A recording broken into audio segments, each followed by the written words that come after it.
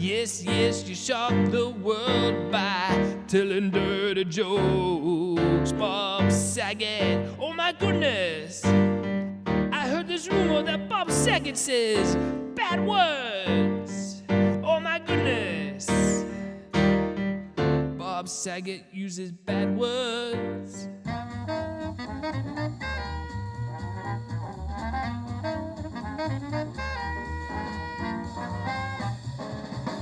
Hello, everybody, and welcome to this week's edition of What's So Funny, a show that talks about the funny with the people who make it happen. Now, I'm not going to introduce our guest this week as a man who's made us all laugh with his stand up, acting, and presenting to the world a bunch of boneheads on tape. No, I won't tell you he's helped raise millions of dollars for scleroderma research while simultaneously telling some of the world's finest dick jokes. Because what's the point? You know it already. And he's here for you. It's Mr. Bob Saget. Oh, I'm honored. Thank you. I don't know what to say except thank you. And I got to introduce the host now because this guy, he's a man who loves September because he gets to yell at those pesky kids to get off his lawn on their walk home from school. It's Guy McPherson. Thanks. Wow. Bob Saget. Guy, it sounds like you just ran in from off stage. It's amazing. You're out of breath. Sam did the intro. I do. I feel I like to. I'm method. I'm method, good. Bob. That has nothing to do with meth, right? Separate. Oh, These days, man. a lot of actors need substances to get them through this time, and I just say no. Say no. Just say no. That seems to work. Yeah, it's really worked a lot universally, and having a lot of our leaders here on Adderall really helps. When I say here, I mean I'm in the United States in Los Angeles, which is just a hunk of burning fire right now. Which Embers, yeah, it is embers. But it's that time of year. Every year there's big fires down there, right? not like this. This is a true global warming. Where September you get 110 degrees at home. Yeah, that's not normal. Right. So My son came inside this morning and said it smells smoky outside. So I don't know if that's the California that's fires. coming. Yeah, it is. It's coming up from the north. First thing, why do you let him come in? Don't you keep him out? All my children were raised outside, and it could only come in on holidays. And they're doing well. Hey, it's good to talk to you again. And Bob Saget You too. Thank you. is here for us to make us all feel better. And Bob Saget's here for you is your new podcast. Yes, my only podcast. I mean, congratulations, because you are the first comedian to host a podcast. It says it on the thing. Yeah. We put it in laurels like you would if you won Sundance. It says the first comedian to host a podcast ever. To have a podcast. I don't even know my own byline, but it's just that. And anybody that thinks that's serious, again, those are people that believe in conspiracy theories. So it is a joke. Yeah, you might be the last comedian to host because all the others already host one. No, there's new ones coming out of the woodwork and new ones being born as we speak. So it'll definitely keep happening. And now that show business is on people are working. I've done a couple TV shows myself, but it's a lot of COVID testing and a lot of precautions. But people are all doing podcasts because it keeps them busy, and I guess there's revenue, and but literally everyone swarmed to it. But I started mine. How long have you been doing yours? Since 2004. That makes you a maven. That word means a master. I am a master. You were one of the early ones. Yeah. It's really great. Congratulations on doing it. And you do it because you love it, right? I do it because I love it and get no money for it. So there you go. See, I do if I sell a good Manscaped product or someone wants to buy stamps through the mail, because we have the ads that are all powerful, all knowing. But I did it before quarantine. I was literally the last date I canceled is where you are. I was supposed to be at the River Rock Casino in Richmond, outside of Vancouver, or part of Vancouver, kind of. That's where you are, right? Yeah, we call it Vancouver, but it is Richmond, yeah. Yeah, I like to be technical when I figure out where the car is taking me. And but I was going to be literally the night before the gig. I waited to the last minute. I did not want to cancel. It was sold out. It was I don't like to disappoint, but it became, this is real, Bob, and agents my agent Steve Levine was saying, "You've got." I know everybody wants to know his name. We were We're wondering. Exactly. Everybody's on their tip of their tongue. I didn't want to cancel, and I had to, and everybody was.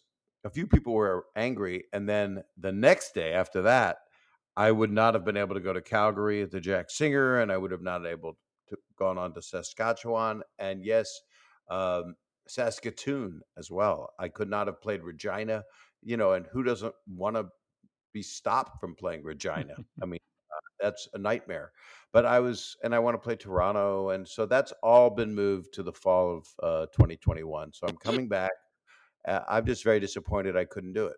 So basically, if you can't play Regina, Calgary, you don't want to come to Vancouver. Vancouver isn't worth it for you to come on its own. Vancouver, well, nothing's worth it to come on your own. I'm married. I'm done with solo performing.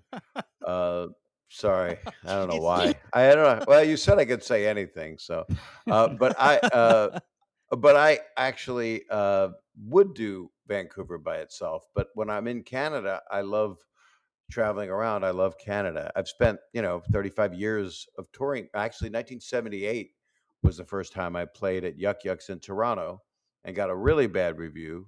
And not that I remember it specifically, but I believe it was the Sun Times. Is that or Star? It was in the Star at Toronto. Toronto Star, yeah. And Jonathan Gross was the writer. Not that I remember it at all, but they had a Wow. big giant picture of me and a pan. Oh. He gave me the worst pan possible, and it was the biggest thing in my act. I was a guitar act strictly, and I had a water bottle hooked up the back of my guitar, and I would open it while I sang "While My Guitar Gently Weeps." It was a Carrot Top type bit, but I sang the whole song, not all of it. It's a long ass song, and my pants were covered in water and I got panned. And he also told all my jokes, which I read them in the paper and thought they were good. I still thought they were good, but evidently he was not a fan. Do you And remember one?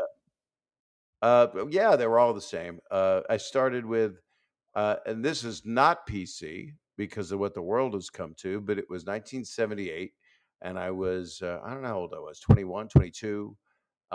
And the joke was, I have the brain of a German Shepherd and the body of a 16-year-old boy, and they're both in my car, and I want you to see them.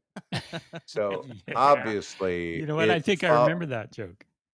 that was I did it on the Rodney Dangerfield Young Comedians special. Yeah, it's a good joke. Well, it is, but not in these times because there's actually people that are that way. My point, the point of non-PC humor, if you're mentally healthy, is that you are going, this is such a heinous thing, I'm going to make light of it. That's what gallows dark humor is. But people take things literally, and then all of a sudden you're called out as being a person that's suggesting it's a great thing, which is insanity. Yeah. I mean, I last night I was rewatching the roast of you, Bob Saget. Unbelievable guy. I don't know what my heart goes out to you. And I don't know that 95% of those jokes could be said today. No, they couldn't. And I didn't want some of them said. Any of the stuff that dealt with the kids, kids that I worked with. Oh, yeah. Yeah, I just didn't. And even talking about them now doesn't help because then, but those were the jokes, and that's what people did. And when you see how much horribleness has happened since, and so much stuff is coming out that's true, I don't want to do stuff like that anymore. I actually was the victim of those crimes. All I did was brag about how much money I had. I believe if you're under 15, turn this off for 5 seconds, or okay, 20 seconds. The only thing I said was, something like you. My closing comment was, "You can suck my $100 million cock." I believe that's what Yes. that was my ending, but it wasn't. I didn't do all of the the jokes that everybody was doing, which were it was a time of making light of the people that violated and did things wrong back in the day with people, so this is it was supposed to be a joke saying I was one of those people, which couldn't be further from the truth. Well, wait, I do have some Polaroids, but let's see, that's a joke. That's a joke. Now you got to say joke. that. You didn't have to say that then. No, But there were some but good jokes. but it's unrelated. I did say Polaroids. I mean, it's just all I meant was I had Polaroids. It could be me on a pony when I was at the fair, and then the guy that put me on the pony took me in the back for a while. Um, Yeah, no. Geraldo said you are a genital wart on the cock of American culture. Greg, I want to be clear. It's Greg Giraldo, not Geraldo Rivera. Right. Yes, he did say that, and it was so funny because I loved Greg so much. And on these roasts, I mean, he was just a pit bull. He was so good, and he was the first one up.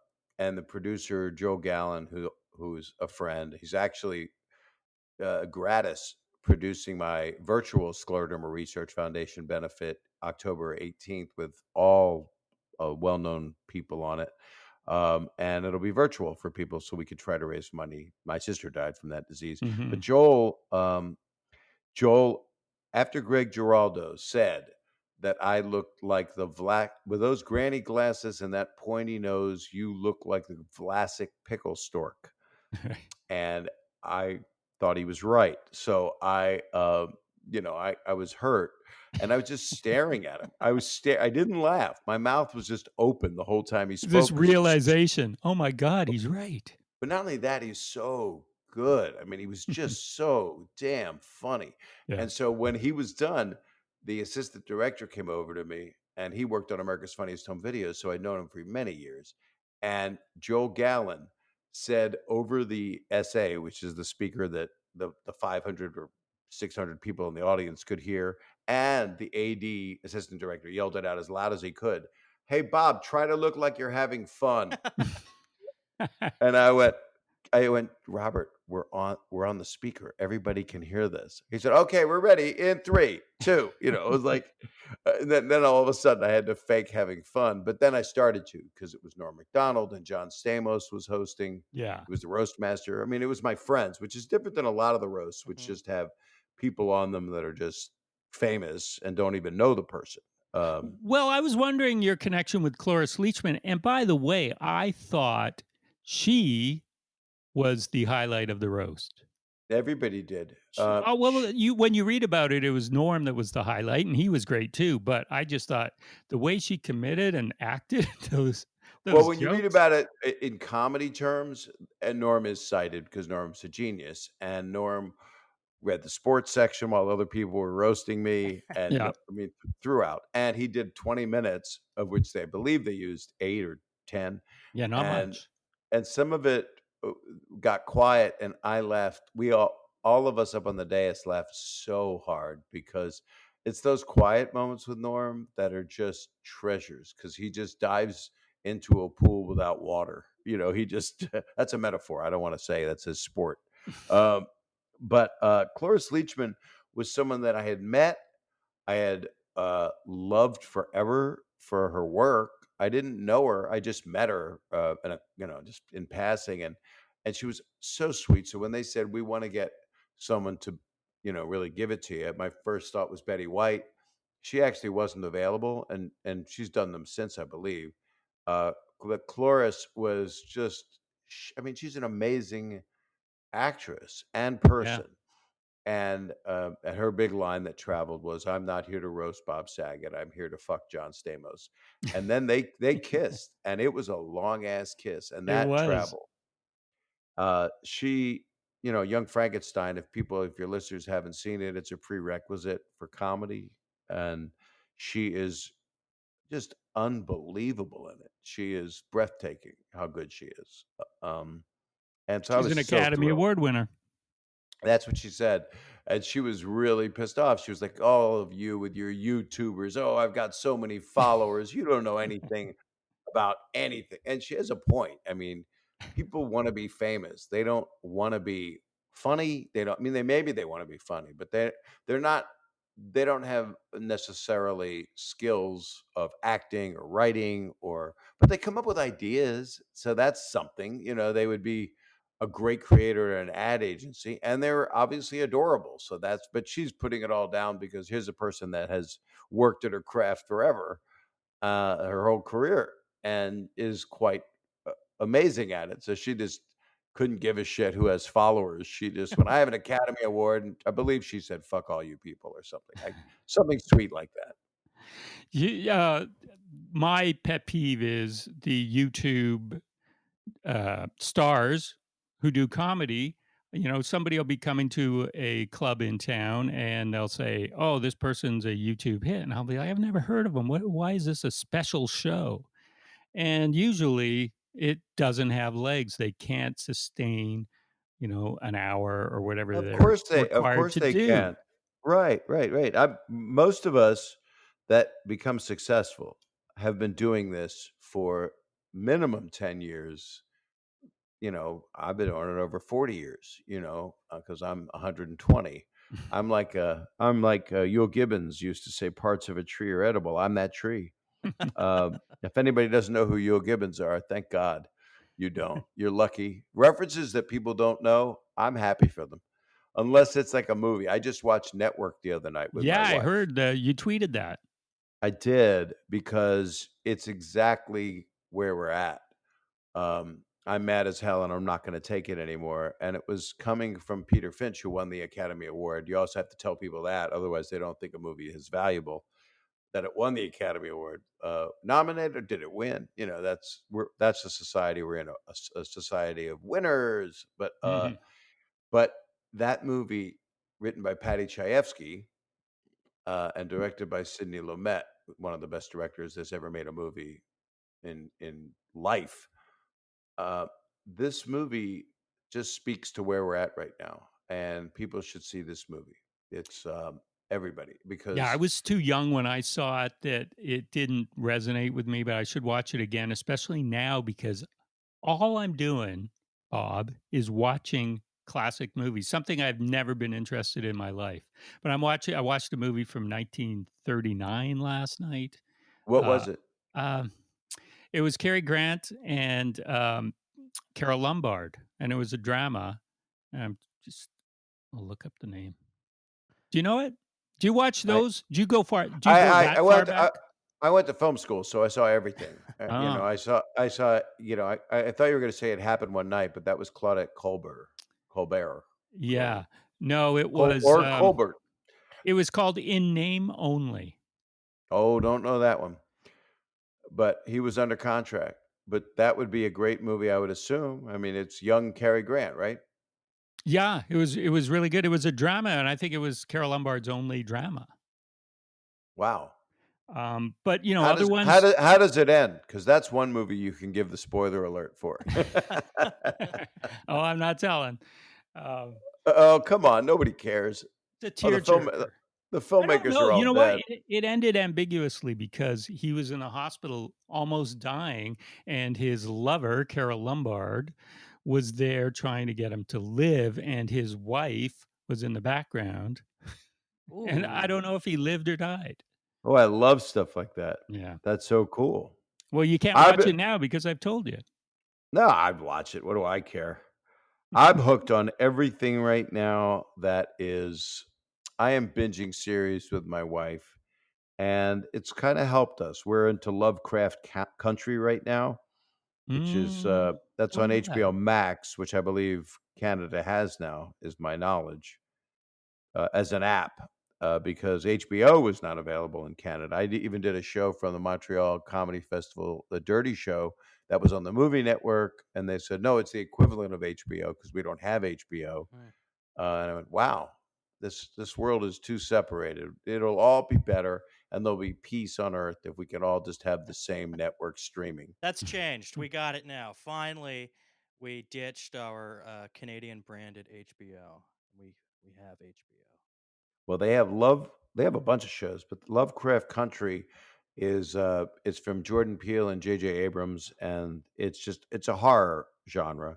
They Oh, also have this thing, Raised by Wolves, which is really insane, and directed by oh God, who directed Aliens? Oh God. hmm. Oh, Ridley Yeah, Scott.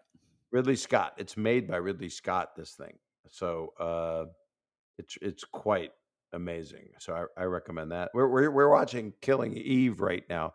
I'm sorry, a bug just flew down my throat. It's nothing. That's what I eat.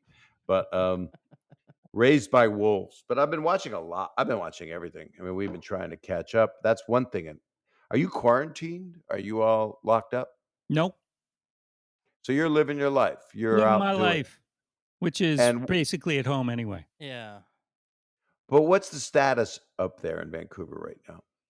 Cases are on the rise, but we're talking like 120 a day Not even. Wow. with one Not death. even. Yeah. Is that because there's less people than there are down here, like in Los Angeles, where people are all in a pool together, having droplets come out of their nose into their friend's butt? Well, it does impact the cocaine trade, but Yeah. Coke solves yeah. this. Adderall and Coke. That's why the president doesn't have it. Oh, jeez. We'll get Sam to look up the per capita numbers. It's smaller for sure. But Bob, I need you to do a cold read, if you will. Scroll to the bottom of the page. Oh, yeah. Are you ready? Ready when you are. This is Bob Saget, and you're listening to What's So Funny on CFRO Vancouver Co-op Radio 100.5 FM. I did it right. Beautiful. You See did. that? Wow. Very good. Thanks for that. And you'll be doing another one later on in the show, just as a heads up. I love having a heads up. Putting you to work. By the way, if you're under 15, you probably should still wait to listen. I forgot to tell the kids they could listen again. Oh, right. But anyway, I can't wait to come back up there. I need to perform so bad. I get to in a couple weeks. I'm gonna go do that wonderful Dave Chappelle comedy camp thing. So I'm Oh, excited you're about learning that. comedy from Dave Chappelle? Well, I have been for 30 years, but he's been having comedians out in Ohio, so I'm gonna go there and do some comedy. I'm Oh, very that's lucky that great. we're friends and I get to do some. And Your that's top friends. secret, so don't tell anybody. Hey, that's a good place to reveal that is on this show, if it's top Yes. secret. You don't want to do gender reveals because people did it down here Oh. and they set the forest on fire. These Right. assholes that fired a rocket into a mountain to tell people whether they're having a boy or a girl. That's And important. very important to do the gender reveal with fire in fire season in 100-degree weather. Did they need a So permit for that, or did they just totally drop the fucking ball? Excuse my language. no, excuse your language. You don't know who you're talking to. Oh, I know. Oh, it's all good. What I was gonna say was, I don't know, of course, no permit, and they should go to jail. They should actually go to jail because they have destroyed California property. And the question is, I don't know what the thing will be, but people should stop doing them anyway. Yeah. Look at the amnio and then tell your friends. And your friends aren't really that interested anyway. Not the amnio. It's not the amnio. I'm sorry. It's look at the what you The call it when ultrasound. you're the ultrasound. Yeah. Thank you. But the problem is people think that the cord is a penis. Well, to In some my it is, right? I mean, well, in my case, it is. yeah. I was not happy. My dad, as a favor to me, kept it on full length, the cord, after they cut it with a knot at the end, and let me choose as I got older which one I wanted to keep. It's odd to have But penis envy for yourself. penis envy means I wish I was my penis, but to choose as an adult which you like better. When I was about 13, when I became a man, because I'm of the Jewish persuasion, because they persuaded me, is that the umbilical cord or your penis, if you choose. The problem was when I hit 13, my penis fell off, so it had to be the umbilical cord. So I had no choice. It just by itself. I think It I'll all use worked that out. again. Yeah. That's good. That's going to do well in the Midwest. Yeah. With Chappelle. Hey, you said that you filmed a couple TV shows already. What is being filmed? What type? There's a What does it look there like? they're those variety show type things. I did a new show that Ken Jeong is hosting called "I Can See Your Voice" for Fox, and it's going. And we filmed it at CBS, and it was the only other show filming there was James Corden. And it was 200 people in mass, and you get tested every day. And I'm doing something for Kelly Clarkson, and so she's going back into studio, so I have to get tested tomorrow. It's constant, and you know what they did to us? They lied to us, and it's unfortunate. Have you been tested before? I have, yeah. And what kind did you get? Did you have the long thing up your nose? Yeah. It's not necessary, and they knew it, but the other tests are more expensive, or were. Now they're not. But now it's just a half-inch little swab. They just put it a quarter inch up your nose, twirl it around. It's not comfortable, but it's not checking your oil in your brain. And they just didn't want to throw out the other tests, so they put people through all this pain unnecessarily because they would have junked millions of dollars of tests. I understand that, but everything is putting business ahead of humanity. And if you're going to hurt people, I guess there's no deaths, no one hemorrhaged apparently, so you just keep doing that. But they did not put a pipe cleaner all the way up to my brain. They just did a little swab, and the truth is, all they got to do is like fart in your face, and if you smell it, you don't have COVID. It's that simple. I Yeah. mean, I don't know why Damn. they don't. They should just do that. I've been testing myself for years then. You maybe I didn't have the one that goes to my brain because it was uncomfortable, but it didn't hurt or it didn't, and it was 5 seconds, or no, it was 10 seconds. Was it like 8 inches long? Oh, I'm well, I talking don't about the look, test. and they don't show it. They just start putting Well, something up we your could nose. take your comment out of context and edit that. Yeah. What's the biggest penis you've ever had up your nose? Well, I don't look. I never look at that. Why would I want to look at that? And then it fell But off. yeah, and then it fell off. So that's full. We went round the whole thing with that comedy of. I'm trying to tie it to the belly button, but I can't. Damn. And my umbilical cord never got cut off, and it's still connected to my mom. So it's 6 feet under, about 10 miles away. So it's a damn long cord. Yeah, you're like a dog on a leash in the I'm just glad backyard. exactly. I'm just glad it's not retractable, or I'd either pull her out of her grave, or I'd be laying on top of a bunch of mud. Hey, That's Bob. good. God, were I you quieted yeah. you both down so quick. Were you ever Robert Saget? Yeah, I was born Yeah, Robert obviously you Lane. were born Robert, but did you ever go by it? My ex-father-in-law called me that, and I hated him ever since that. But I don't hate him, but now, yeah. But I didn't like being called Robert. But that was Okay. my school name, my legal name. Yeah, I saw Robert Redford's high school annual photo, and he was Bob Redford at Van Nuys High School. Oh, I went right near him. I went to Birmingham. Birmingham? You're in Bir- Philadelphia. Birmingham High School. Yes, because I was born in Philly, and then I moved to Norfolk, Virginia when I was like 4 or 5. And then when I was 14, I moved to Encino, California, which is why I went to Birmingham High in the Valley in LA. And Oh, then in between 11th and 12th grade, I know I'm keeping you up, but between 11th and 12th grade, I went back to Philadelphia, graduated my senior year of high school. That was really good on friendships, and then went to college at Temple University in Philly, where I was a film student. And then in 78, I moved to LA and started working at the Comedy Store, doing stand-up. And I had gotcha. already then went to Toronto, and I played everywhere. I played Calgary, I played Vancouver, I did the club circuit, and then eventually my career did what it did. And then I come up there because I filmed 3 movies 4.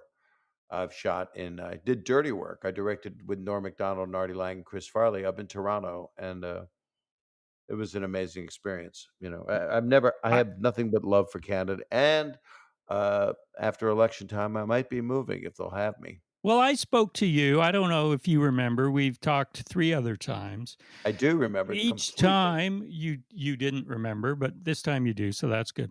We No, spoke I really do. I feel bad I didn't remember. I in remember that I didn't 2006. remember. Yeah.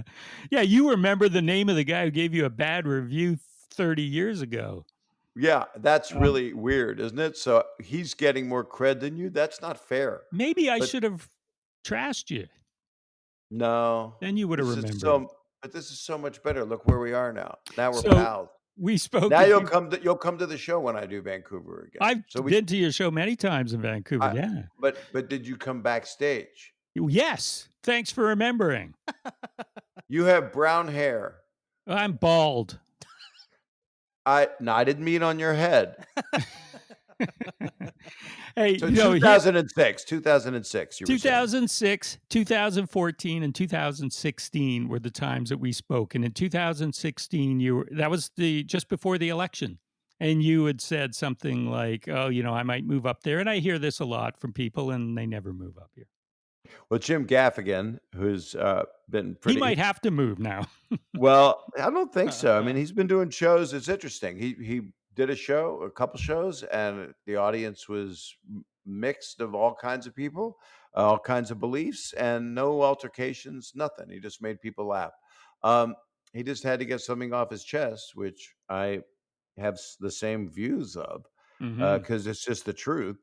And but I also have friends that believe in that political world, and I still love my friends. Mhm. I'm not losing friends over this unless they become so mean or angry or something. But if they're not angry, Yeah. I love them. Yep.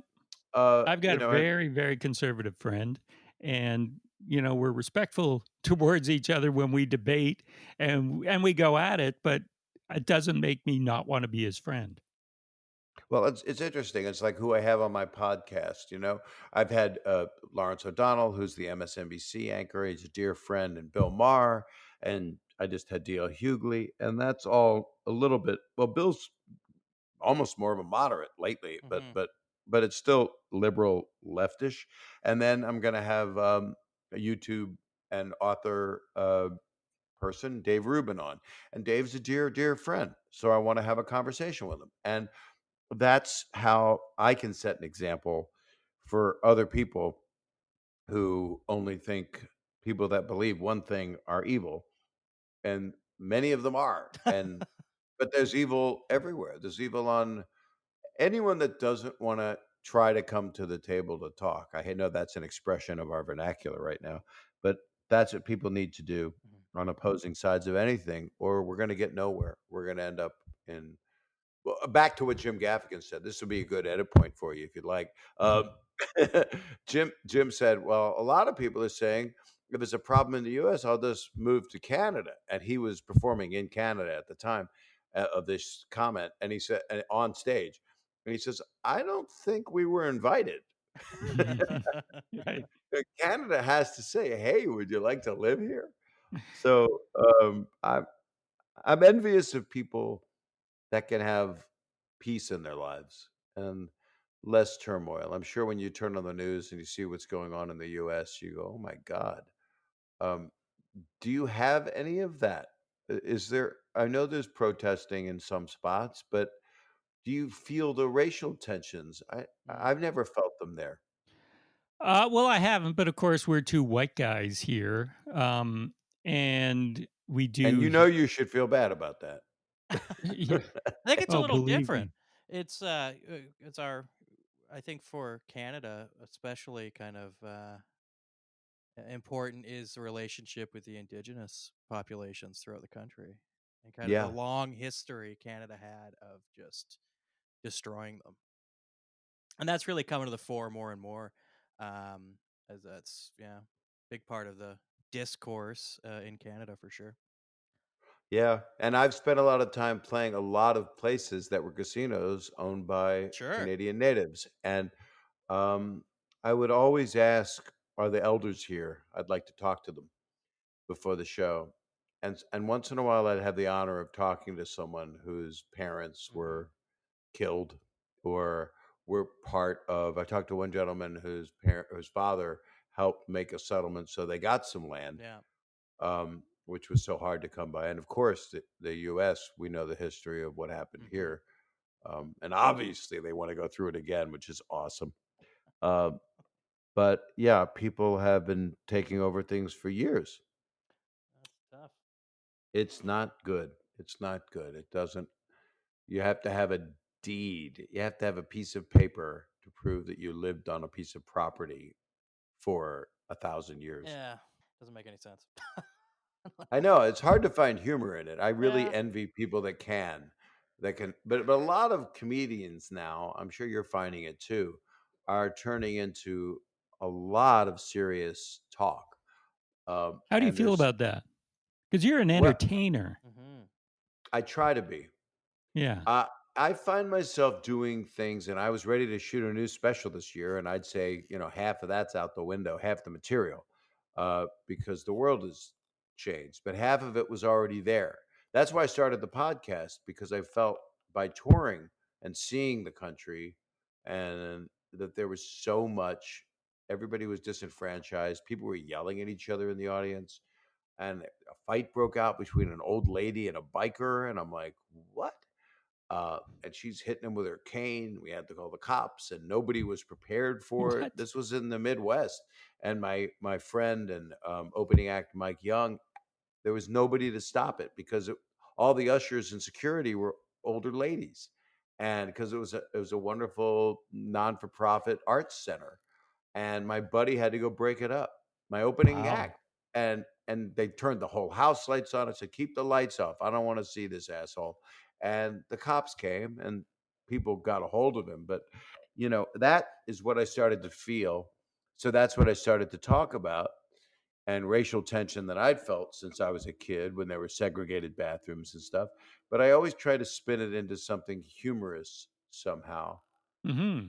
It's like Chris Rock when I watch his masterful work, or Dave Chappelle, but Chris did this thing, and I put it on my Instagram from 2004, and then how much he can't stand Democrats or Republicans and liberals and conservatives. They're all idiots, they're all stupid, they're all. And then he went, with his money, he's conservative. With prostitution, he's liberal. That's the punchline. So he gets to something that ends up with a punchline, but he's still making a 3 to 4 minute statement, and that's what's Right. brilliant about Chris Rock. So we're finding everybody that is of the smarter variety wanting to say stuff, because they have a Mhm. stage and a pulpit, and there aren't many places to do that. You can do it outdoors at a drive-in. Are you having shows, or is anybody Well, performing? Sam is a comedian, and Oh. we have a club that's open up here. Jeremy Hotz was here a couple weeks ago. I love Jeremy. And what Yeah. club is it? It's called the House of Comedy. It's Rick Bronson owns a few clubs. He has the big one in Edmonton, and opened It's this got some one. in the States too. Yeah, Yeah. some in the States, a House of Comedy, and I think one in Minneapolis as well. But it's Is it are they designed mostly to spread COVID? Yeah. well, I mean, in ideal conditions, yes, absolutely, you fit 400 Right. people in a room. But what they're doing is they managed to get 60 people in there with appropriate distance, and so it still feels like a club show. But people aren't getting sick. Do they wear masks? All staff does, sure. But the groups, which are limited in size, right? You don't get giant groups anymore. They kind of have to self-declare that they are okay to not be masked together. That's hard. Uh, Do they check temperatures? I haven't been there in a couple months. No. It should just be rectal, and I Yeah. should give them. Yeah. I would do a show if I could check everyone's temperature rectally, Yeah. and then My fingers are pretty good gauge, right? absolutely. Yeah. And then if anybody's a real idiot, you just put that thermometer in their mouth and say, "No, now we're checking regular, just mouths." But that was in that guy's ass. I know. Everything's fine. He's COVID free. Wow, So, it's a new ass to mouth, huh? oh wow, I never even say that. I don't understand why ATMs are called that. They should really change the name. They should. It was like that diet candy called AIDS, Oh, AIDS, that had jeez. to Yeah. I remember they that. and it had to be discontinued when it was outdone in popularity by something that's one of the worst diseases A that it homophone. can exist. That's Yeah, right. well, Because the diet pill came out just before the disease, and there yep. were all these Oh, ads oh for no, it was out AIDS. for a while. It was Oh, out for was I it? think a decade, I believe. I've tried both the diet candy and the disease, and I think the candy's better. Bob, you Um, can't make jokes like this anymore. you know what? I don't know what to do Here's what because you have to do. You have to go back to your evergreen material and do crack 'em my butt. oh, I love you. You brought this up to me before. This is Yep. how I remember Crack 'em you. my butt. Crack 'em my butt. You and Rich Jenny were the two people that liked that bit, and it was on an HBO special called "In the Dream State" that I buried, so you can't see it. But it was a funny bit It because was. there was a Crack 'em my guy butt to out. you, Bob. It was a guy that was operating a train, a children's train, and he was hungover, Yes. and his jeans were down, and you could see his butt crack, and there were children on the train. And he took the tickets, and then he talked into the mic, and he was very depressed. He was like, "Okay, we're gonna take off now." And as the train took off, he said, "Please keep your hands and arms inside the crack of my butt at all times." He wasn't saying "crack of my butt," but that's what I thought. That's all you And could think about when and it was seeing like that. a spin, yeah, what do they call them? Pin spot, like a spotlight right on the Yeah. crack of his butt. And then the train started taking off, cracking my butt, cracking my butt, cracking my butt. And if you look to the right, you'll see the cage of cheetahs coming out of the crack of my butt. No, on your left, everything was crack. My favorite was keep your arms and legs inside the crack of my butt at all times. That was it. Right. Interesting. That was Oh, the that was my 5-minute hunk from that special. The rest should never be heard of or seen again. oh, come on. You're too hard on yourself. That's how you get better, I guess. I I mean, guess. Yeah. I You gotta try. move on, you gotta move on. I'm curious though, in when you went to Abington Senior, Right. were you a galloping ghost or were you, just were you on any teams? I was a spaz. I actually took a you might know this. I might actually have been the only person to have joined 3 societies just for picture day. So I was in the chess club. I was in 2 other things, and I'm all of a sudden in the background like Zelig, a Woody Allen movie. Woody Yeah. Allen, by the way, everybody is a filmmaker, but you probably know him for other stuff because the world is one giant tabloid. But one of the greatest filmmakers, comedians that will ever live, regardless of your tabloid world. Uh, but but yeah, I was not a galloping ghost, but they call me one because I went there. But I only went there 1 year. I only graduated from there. Oh, okay. But that's smart. You were thinking ahead to the yearbook, and as soon as the pictures were taken, you just ghosted them. You galloping ghosted these clubs, right? You That just is left. true. I was literally the undead in the background. It's like, why is his picture there? He died 5 years ago. It was like one of those movies, like one of those amazing poltergeist movies where you see the spirit in the photo, but not in real life, which is should be the opposite, I believe. Um, the ghost only comes out in pictures. It's like I don't understand. Why the Looking mind go ahead, sorry, I wanted to go on to the paranormal stuff, which makes no sense. looking at some of those interviews I did with you in the past, there was one point where we were talking about the courtship of Eddie's father and the theme song. Yeah, What's such a great theme song? Which got me to thinking, the greatest theme songs of all time. And in my mind, they are Courtship of Eddie's Father, Welcome Back Cotter had a great one. yeah, by Cheers. great musicians, Yeah. Courtship of Eddie's father was Harry Nilsson, Yeah. and Harry Nilsson was a genius and unfortunately died way too young, um, and he was quite a partier. I've heard many stories about him from friends of mine, and Good then, friends with John Lennon. Yeah. friends with John Lennon. Eric Idle is a friend of mine from Monty Python, the Eric Idle, and Martin Mull. I'm working on a Oh documentary about him, man. and I love Martin Mull so deeply. And Martin told me, and it's in his book. He's working on a book.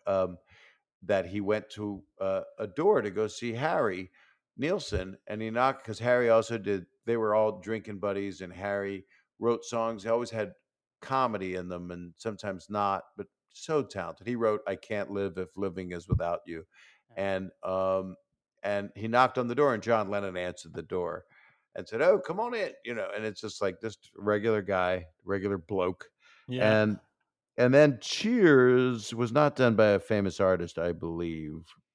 But he had, like, he was credited. I knew the name back when Cheers was on. Um, But it wasn't like, Welcome Back Kotter was John Sebastian of the right. Turtles. Yeah. So What a Day for a Daydream, I mean, that's just like a master, but I'm trying to think who wrote Cheers because Well, it's Sam will true. find out. I can't. Oh, But what about all the great Mike oh, you Post can. theme songs? Oh, Hill Street Blues. Yeah, exactly. Oh, Larry Carlton That on was a good guitar. one. I think Rockford Files was da da da da da da da da. I don't know. Yeah, that See, it was a good means one. nothing. It means nothing to your listeners. Let's hum theme songs. That's such a Jimmy Fallon game. But Oh, you got to. The problem is you got to pay all the publishing, so that's hard. You need a big budget network show to do that. I know Rob Reiner knows every theme song ever, ever. He Maybe is this quite a from 20 years talented ago, guy, but yeah. and he's so soft spoken these days. He is on a mission. He is on a mission to get a new president. That's his mission. He is Yeah. on Twitter relentlessly, Well, it and killed his father. yeah. Well, his father went out wishing for a new president, and his father Mhm. was an idol of mine and one of Yeah. the most brilliant people of all time. I mean, Carl Reiner directed some movies. My God, if people haven't seen Where's Papa with George Segal and Ruth Gordon, who is Maude from Harold and Maude, people don't know, but he also directed The Jerk and directed The Yeah. Man with Two Brains, and he was Hmm. just And created the beautiful. Dick Van Dyke Show. Didn't he also Yep. do North? Rob Reiner? Nor Rod, Rob or I was Carl? talking about Oh, I'm Carl. like 5 minutes behind. I'm sorry, Yeah, guys. no. Rob directed North. Yeah. And All the President's Men. No, I'm sorry. I see what I did. The one where You Can't Handle the Truth. He did Uh, that? yeah, Yeah. Rob Reiner directed that movie, Oh, which Wow. what's a few Few good Good men. Men. That's right. He's an Hmm. amazing director. Princess Bride, Spinal Tap.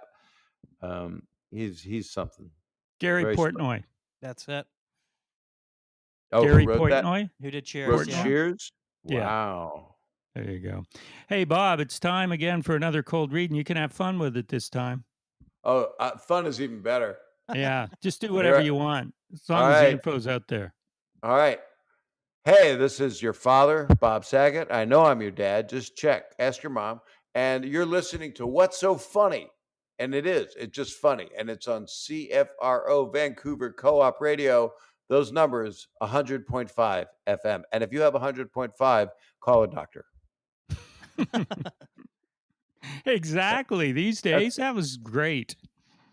Thanks. You're a nice man. Oh, Always have golly. good time talking with you. Hey, now, And so when? I've never forgotten a conversation we've had. Yeah, I don't believe that, but No, but I actually, it was funny. I was talking to my publicist, Michael O'Brien, and I went, I love him. And Michael says, I know. And you've always had such a good time with him. And he's one of the nicest people in this business that is really, in his heart, a true lover of comedy and comedians. And, oh, he was talking about Joe Rogan. I'm sorry. I got confused. Joe Rogan's moving to Austin, Texas. That's, is he? so I get, Why? is trading fires for tornadoes, I believe, and hurricanes. That's the big move. I don't know. I think he just wants to be there. Moving the compound out to Austin. Yeah, the whole thing. You get your test, you get your COVID test. Life is good. Hey, but so when I was looking back at the old interviews, I realized 2000, I think it was 2016 when you said, "Have you ever been backstage to meet me?" Yeah, Todd Allen was opening for you. Todd, a good Yeah. local boy who went to the same high school as I did, and you brought him up because he lives in California now, and Yep. he opened for you, and I was backstage and talking to Todd, and then you came over. I actually remember that completely. And the reason is I just spoke with Todd. So when I come back in the fall, which is being rescheduled right now, I will be bringing Todd with me again because I think Todd's just great and he's such a good guy. Have you known Todd? Did you know him from the Vancouver comedy scene? Oh yeah, absolutely. When he was young and starting out here. He's such a good guy. Such a Yeah. good guy. And he's And been on my show numerous times back a long time ago, and then he moved away, and then he stopped doing comedy, and then he went back to it. But yeah, yeah, I he know. goes in and out of it, but he's got a real talent for him. I get mad at him that he doesn't want to do it. And then he just knows that he's been disillusioned a couple times. And when you work on a show and it doesn't get sold, and he had a great show, great show, kind of a game show that would go now. And I did a guest thing on the pilot presentation to try to help him. And because I know he's talented and a good guy, but you really have to have balls of steel in order to take the rejection. I wake up every day and somebody goes, "Oh, they didn't buy this. Oh, but this is happening." It's just you have to be like Teflon so it doesn't destroy you, you know? Yeah, maybe he's too sensitive. Or maybe he just didn't wanna put up with the bullshit, True. because True. there's a lot of it, and, I respect people who wanna have a life.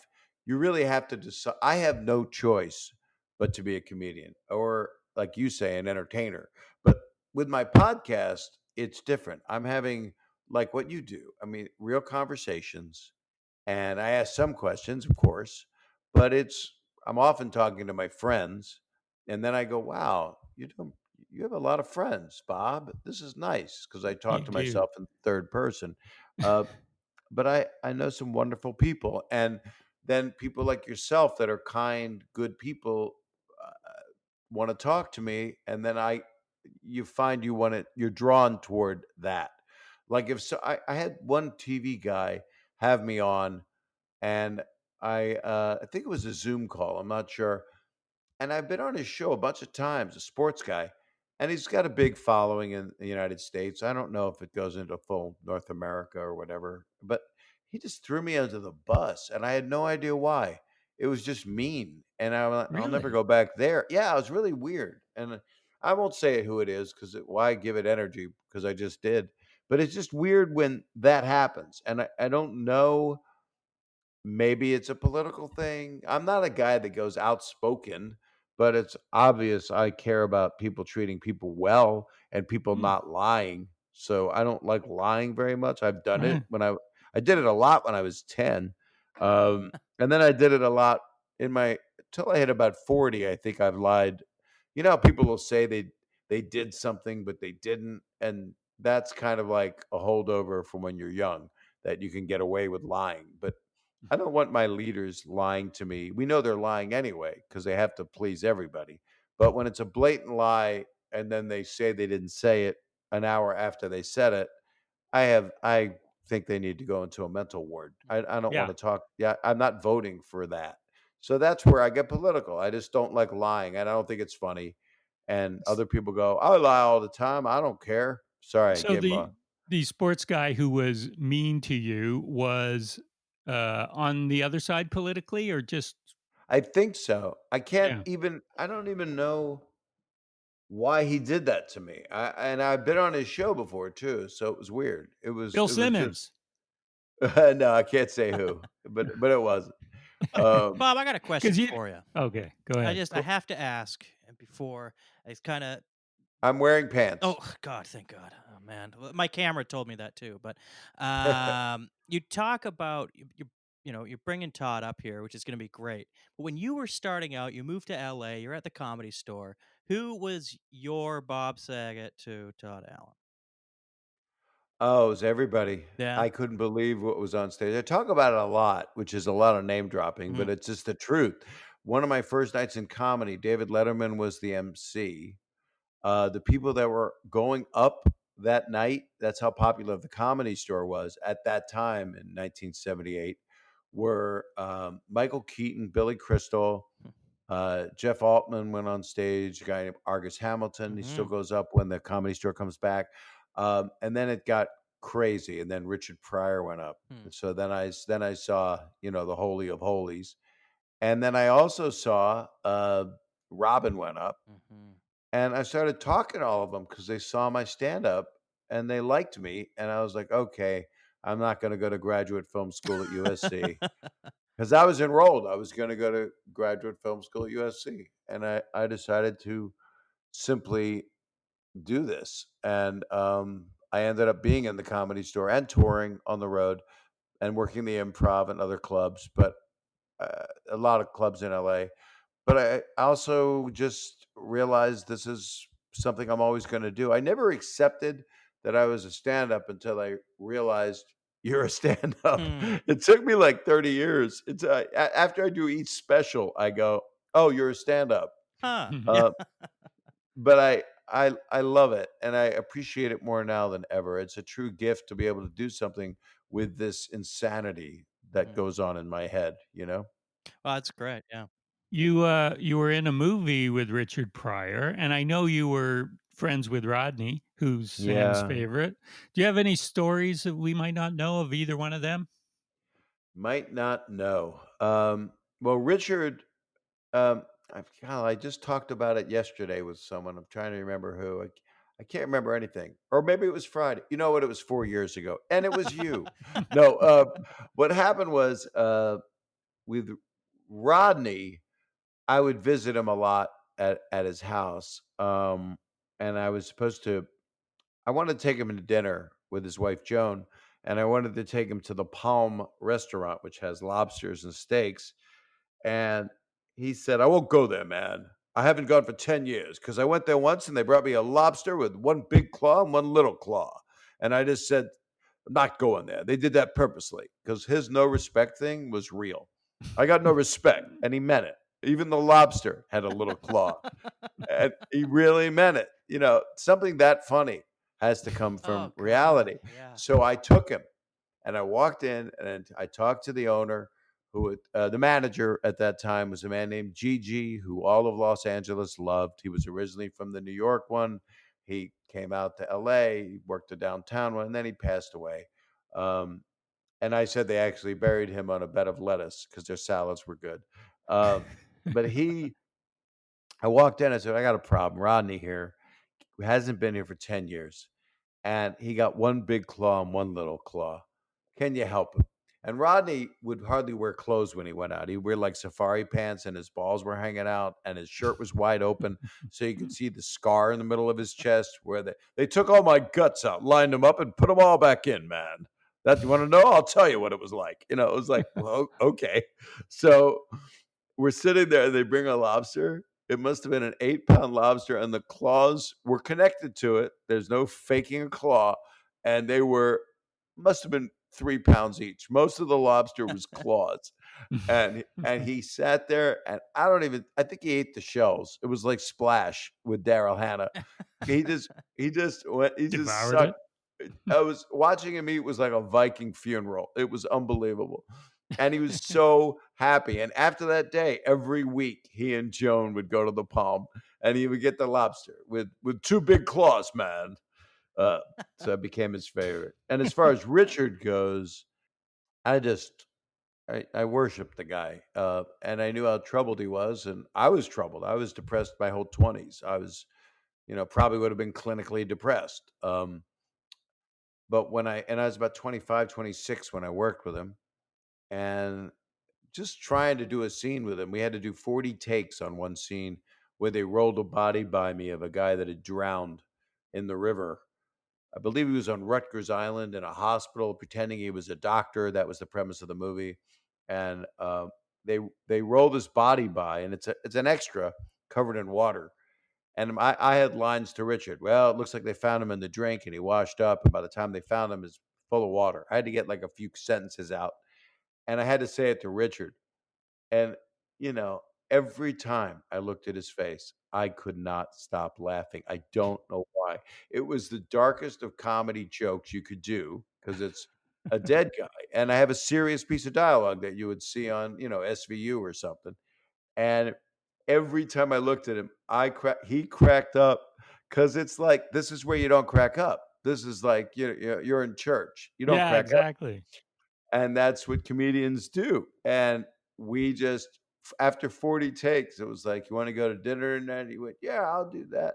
And then we went with the whole group. We went with Joe Mantegna and Rachel Tickerton and Ruben Blades, and it was just a really and Bob Tishy was in the movie. It was a lovely time. It Well, really was. when you're cracking up 40 times, does the director start to get pissed off? Well, he is this one of the sweetest, most wonderful directors, Michael Apted, and he's British. So he has all this dignity, and he knows it's costing money and it's costing film because this is on 35 millimeter. This is not video. And he just lowered his head and just said, "Just keep going. Just keep going. It's okay. Just keep going." And I learned that from him in directing. You just go, just keep going. It's going to be fine.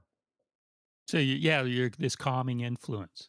Yeah, calming, and I learned a lot from him. I wish I could impart more of his knowledge into my work. And the next project I direct, I know I'll draw more of that, because the last thing I directed was 2 years ago called Benjamin, and we had 15 days to shoot. I had a wonderful cast, and it did fairly well. It's on Hulu and Apple and all that crap. And it's with Rob Corddry, Kevin Pollak, Dave Foley, Sherry O'Terry, um, Oh, wow. uh, Perry Gilpin, Max Burkholder from that show Parenthood, and Clara Mamet, and a lot of wonderful people were in it. And we only had 15 days, and I was in it. And I wish I wouldn't have been in it and played a part, just been the director, because it was too short a schedule for me to give to the other actors as a director what I wanted to give when I had monologues to memorize. So, uh, Right. not memorize, but learn. Yeah.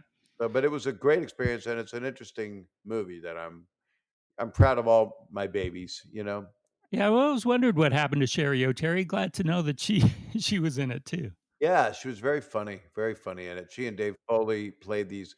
It was an intervention for my son, who we believed was on crystal meth. And then as the movie unfolds, you find out other things. But they're the cousins that come in for the intervention, which is being led by Rob Corddry, who's a gynecologist. But he's the only doctor available. So it was a very funny script written by a guy named Joshua Turek. Hey, I know you got to go soon, but do you have time for a couple more? Of course. Yeah. So you were on Merv and Carson, and you worked for Mike Douglas. Like those are the three main guys. Even Well, though I was an Carson is way up intern. there. Yeah, Carson was the king of it all. And he was so kind to me. Uh, he was just really, really special. And he loved to laugh. He did, Sit and down, and yeah. I would sit there, and Letterman did the same thing whenever I would go on there. I would say, "This is true," and Johnny would say, "I don't care, just tell it." And I would say to Letterman, "This is true." He says, "I don't give a crap if it's true or not. And, just tell the damn story." As You long as know, it works. yes. So it was Johnny. One night we had an interesting experience. I had done well, I thought. And he said, and during the commercial break, he said, "I'm sorry, the audience was off tonight." I said, "I thought they were great." He goes, "No, they weren't. They weren't, and you were really good." I said, "Oh, thank you, Johnny." And then I said, "What do you do when they're off?" And he looked right into my eyes and he went, "There's always tomorrow." Right. It was like this, Yoda broadcasting man telling Right. me the answer to it, which is a good answer to everything.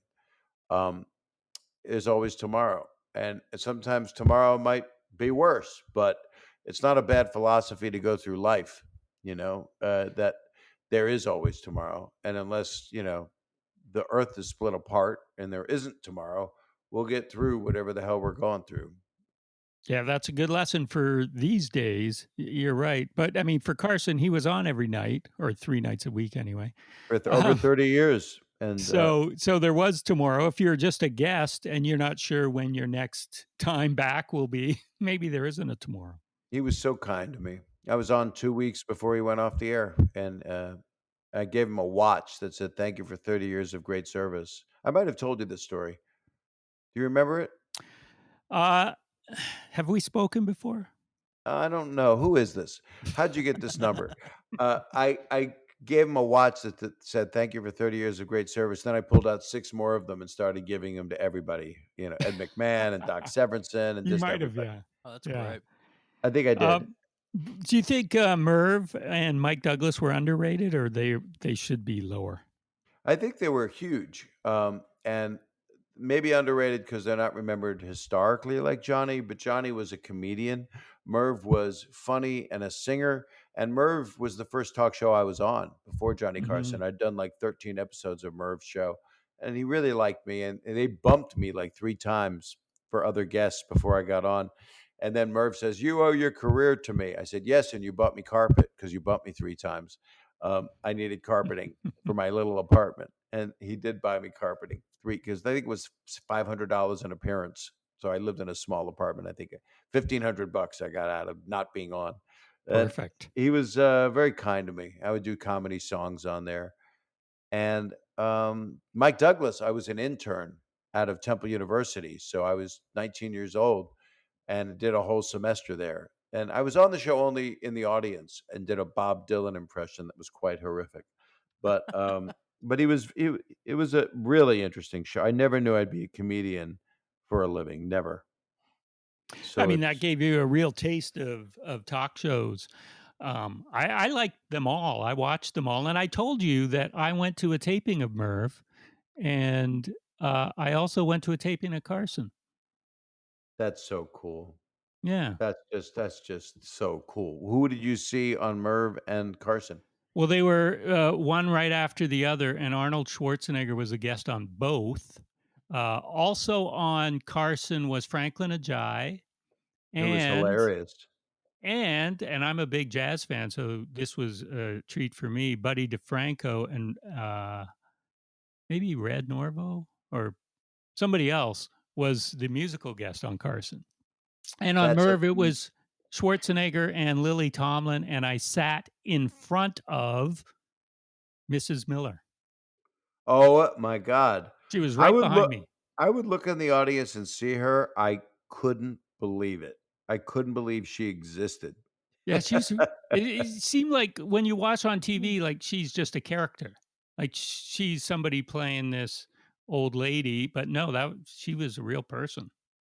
It's pretty amazing, isn't it? Yeah, That's so funny. I would see her at all the shows. I'd see her at Johnny. She would wave to me. It was like a good omen, you know? It was like a lady that just loved talk shows so much she would just be there. yeah. There's no Mrs. Millers anymore. No, because people are kind of normal. Yeah. I don't think they are. You mentioned you played your guitar on Merv.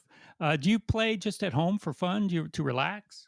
I do sometimes, and I have a cigar night that even we've been doing on Zoom with Norman Lear and a lot of guys from Concord Music and different musical people like Dave Koz and uh, Rick Braun, a lot of musicians, and I'll sing songs. Of course, they asked me to sing "My Dog Licked My Balls," and we all sing together because I did that on an HBO special, and people find that to Yeah, be it's quite joyous. It's not political. It's just what happened. and it's written from truth. Yeah, Yeah, the well, funniest things are true. they are. I had jeans on, so but I Okay. went, what if, you know, my poor dog passed away. So it was a country song that dealt with loss and love of a dog who just happened to lick Mm. my balls. Just parenthetically. Yeah, Um, Fun fact: my dad recorded 2 or 3 albums on Concord Jazz. that's interesting. Yeah. There, Norman Lear started that company. No, Uh, it was Carl Jefferson. that's right. Of the Jeffersons? Yes, that's why Norman Lear was affiliated. I think he bought Concord Music. Is that what Did happened? he? I don't know because my He dad had was it there for when a it while. was Carl Jefferson in the 70s and 80s. Will you talk to your dad about it and get back He's to me? Because dead. But we are that gonna have no, you a can still séance. exactly when that happens. Will you please ask your dad from beyond I'll bring up Carl Jeffries to Norman. I'll be talking to him this week. Jefferson. Yeah, Carl Jefferson. Jim Jeffries. I'll bring him up. I will not forget Carl Jefferson, and no one should. Yeah, because you'll think of the Jeffersons, as Sam said. With Were you close with your dad? yeah, I'm sorry. How long's he been gone? 93. So what is that? 27. 27 years. Yeah. My God. I think my dad's been gone 15 years now. No, maybe Mm. 13 years, something like that. It's hard. It doesn't matter when you lose them. You always miss them. It doesn't make a difference. True, and it's interesting for me because he was a musician, and I hear his music still to this day. It's maybe I don't miss him as much because I hear that all the time, and it's like he's Right. there. Yeah. Well, that's sweet. That's very nice. My dad left no music or anything. I have some pictures of him, and I know his jokes. And I channel him when I do stand up sometimes because he could have been a stand up. He was so funny. Yeah, He that went is interesting how there are these people that are so funny. And I know Mike Myers has said he was the least funny person in his family. right, and look what he went and did. Yeah, yeah. And so like you're saying your dad was hilarious. My dad was Just so funny. My dad would speak, and people would all just go. There was a famous agent, Mike Ovitz, and my dad spoke at my manager's house back in the day, Brad Gray, and gave a speech. It was for one of the kids. I don't know what it was for, a bar mitzvah or something. My dad spoke for like 10 minutes and he brought the house down. And Mike Ovitz turned to Brad Gray and said, Mike Ovitz kind of started CAA, the agency. And he said, "Who represents him?" And Brad said, that's Bob's father. Wow. He's just a funny guy. He must have been thrilled that you had the success in comedy. Very much so. Both my Yeah. parents were very proud. I was very lucky to have the parenting I had. Yeah. It's funny. I never thought of my dad as in the least bit funny. And then after he died, and in the years since, people who knew him would say, "Oh, your dad was so funny," and I would go, "Really, really?" And then just this past week, I've been going through old reviews and stories written in the paper about him, and there's these odd quotes, and yeah, he was funny. I didn't know. Well, now you can appreciate him and Yeah. talk about him and I guess channel him. Yeah. Last thing, you were famously in The Aristocrats telling Yeah. that filthy joke, but we used to do a segment on this show. We don't do it anymore, but I No. thought maybe, well, when I would ask the comedian guests to tell me their favorite street joke, because you don't get to say street jokes on stage. Are you good at street jokes? Not really. I'm Oh, not. okay. I tell some of them, but not. I mean, somebody will tell me a joke, and it'll be like, if it's funny, I'm shocked. And then I'll go, "Oh, that's funny. Oh, I remember that one." But the Aristocrats wasn't a joke; it was more of a statement, And it was just also an improv exercise. And how Yeah. gross can you be like jazz? And I'd only heard it once and only told How it gross twice. can you be like jazz? I Yeah, know well, the you do improv it. part was like jazz. Yeah, the improv. Yeah, the Not the jazz gross is. part. If your dad was alive, I'd tell him how gross jazz is, being that he loved it. So, yeah, that riffing is like jazz. You just go. But and that's what jazz is. I know you're aware. I mean, you were raised by jazz, but Yeah. that was your dad's nickname. Jazz. My dad his nickname was Chaps because he wore them all the time, and he liked all the guys to see his butt. But I don't know of a street joke. I can't think of one offhand. Like usually, it would be one rolling in my head that someone, Just told you, yeah. Well, there's always the good Irish ones that are always good. Some guy goes. This isn't even a joke. A guy goes into a bar, and he's got a bag, holding a little lunch bag, and the bartender says, "What would you like?" And he says, "I'll have a Guinness." And then all of a sudden, this little 10-inch man jumps out of the bag. Have you heard this? Keep going. A little 10-inch man jumps out and destroys the bar, breaks every bottle, every glass, everything, jumps back in the bag.